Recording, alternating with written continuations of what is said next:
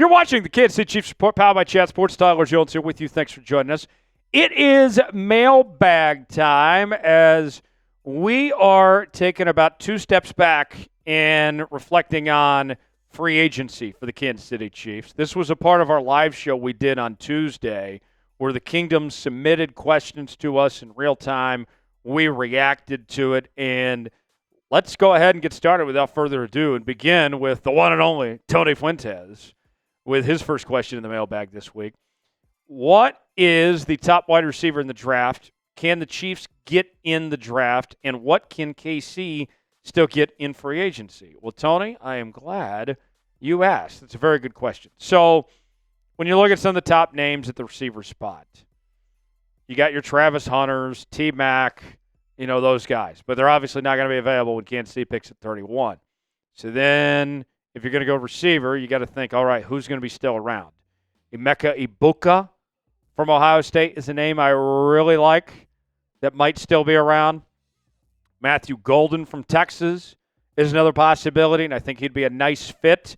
He is totally different than Xavier Worthy. I think they could complement each other.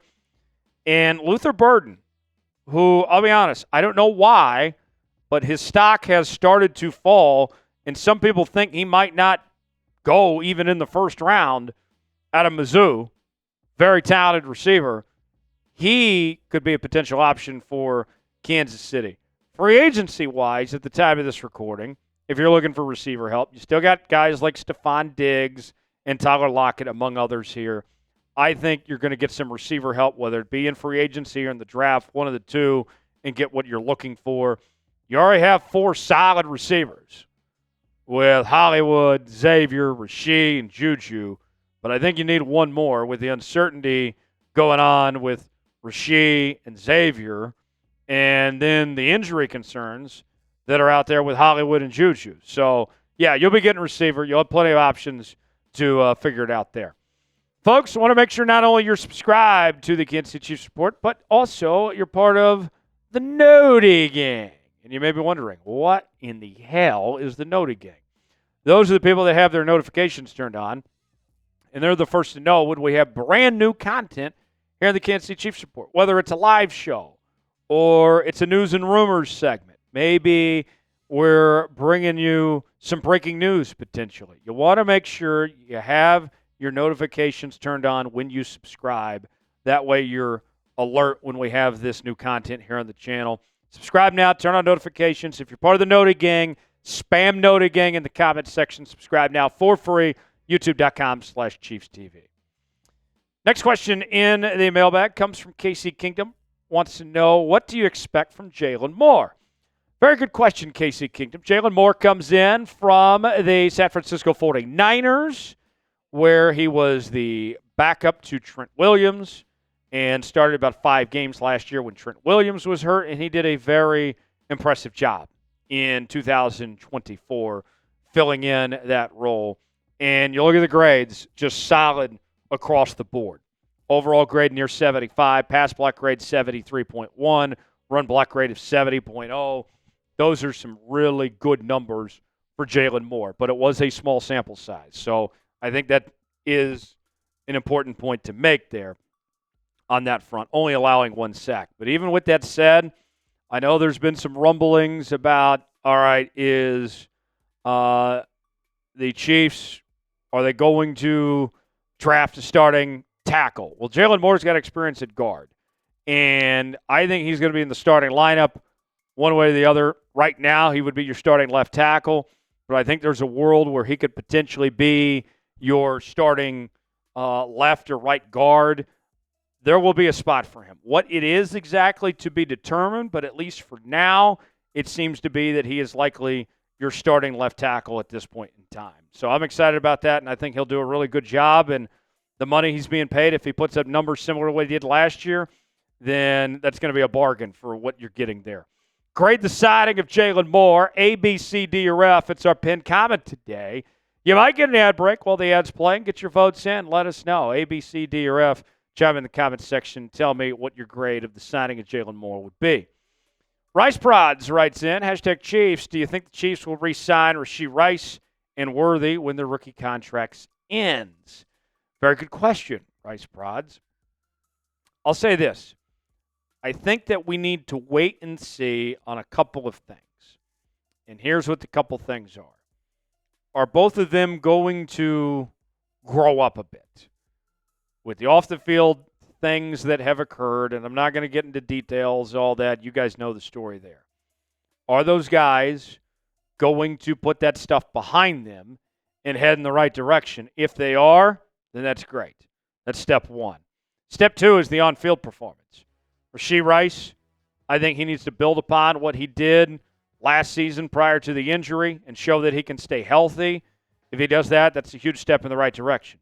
And Xavier Worthy had a very good rookie campaign. Don't get me wrong.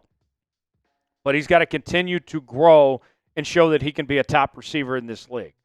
If those things happen with both these players, if they clean up the off-the-field stuff and continue to play at a high level and grow into their roles, then yeah, I think that both of them could get re-signed and be back in Kansas City. But if not, if they don't check off one of those boxes, they're not coming back. I think that's the simple situation at this point.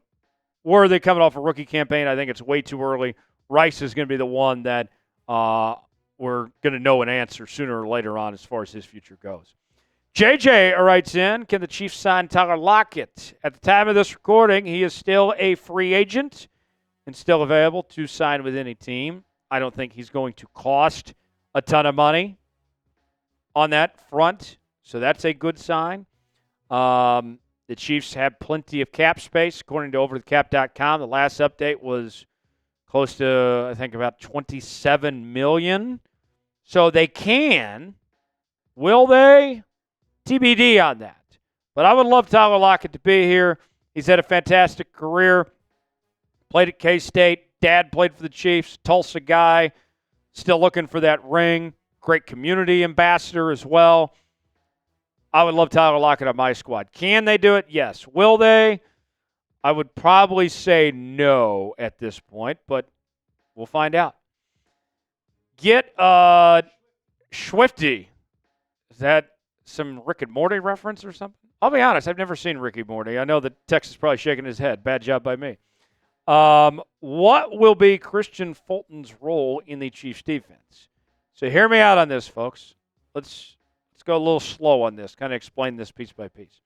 Fulton was a starting outside corner for the Los Angeles Chargers in 2024 and did a pretty decent job. A very good zone corner. And one of the things we've seen with Spags, his defense, compared to the old Bob Sutton regime, is the emphasis on the corner position. The Chiefs have invested at the corner spot more so now than they ever have before in the Andy Reid era, and largely because of Spags. Trent McDuffie, his best days in Kansas City so far have been when he played the nickelback position. Last year, after L'Jarius Sneed left, they moved him to the outside corner spot. He did a pretty good job. He held his own. He was all pro, but he wasn't as good as he was previously in the nickelback spot. I think there is a very good possibility that Watson and Fulton are going to be your starting outside corners, and Trent McDuffie goes back to the nickel spot. And that's not a knock on Trent McDuffie at all. That's just maximizing his talent and capabilities. I think that is the most likely outcome of this situation, but time will tell. It will remain to be seen. I'd be surprised if Fulton ends up as one of your nickel corners at this point, but we'll find out. What do you guys think? Should Trent McDuffie move back to the nickel spot? You got two options here. Type Y for yes, in for no. A lot of y'all, by the way, are already screaming from the mountaintops about trying to get a deal done with Trent McDuffie and extension and all that. Folks, be patient. We saw how long it took for Trey Smith and Nick Bolton. This doesn't have to be done tomorrow. Where there's a Veach, there's a way. Just want to get that out there. Should the Chiefs bring back McDuffie to the nickel position? Y for yes, in for no, weigh in. Let me know what you think.